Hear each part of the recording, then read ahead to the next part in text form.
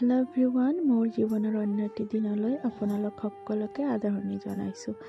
আৰু আজি আমাৰ দিনটো আৰম্ভ কৰিছে আমাৰ মাইনাই হাই কৰি, আৰু আপোনালোকে সকলোৱে আশীৰ্বাদ কৰি দিব। আৰু তাই আপোনালোকক এটা ফ্লাইং কিছো দি দিছে। আৰু মোৰ আজিৰ যাত্ৰাটো আৰম্ভ কৰিলোঁ ডক্টৰৰ ওচৰত যোৱাৰ যাত্ৰাৰে। আৰু যোৱাৰ পথত মই কিছুমান দৃশ্য আপোনালোকৰ লগত শ্বেয়াৰ কৰি আছোঁ। আৰু আমাৰ গাঁৱলীয়া ৰাস্তা এইটো জানেনে। আৰু মই গৈ আছোঁ মোৰ দেউতাৰ লগত। দিনটো যিমানে ঘূৰা ফুৰা নকৰোঁ কিয়, নিজৰ ঘৰৰ নিচিনা শান্তি যেন ক'তো অনুভৱ নহয়। তাকে ভাবি ভাবি আজিৰ যাত্ৰাটো আৰম্ভ কৰোঁ। আৰু আজি আছে মোৰ মান্থলি চেকআপ। তো আজি মই যি ডক্টৰৰ ওচৰত যাম, মই নাজানো ডক্টৰৰ তাতে মই কিমান কি শ্বেয়াৰ কৰিব পাৰিম। তথাপিও যিখিনি পাৰোঁ আপোনালোকৰ লগত শ্বেয়াৰ কৰাৰ চেষ্টা কৰিম।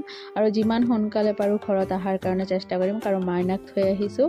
আৰু দেখিছে নহয় কি ধুনীয়াকৈ ফুল লগাই থৈছে আমাৰ ইয়াতে ডক্টৰ চেম্বাৰ্ছৰ বাহিৰত।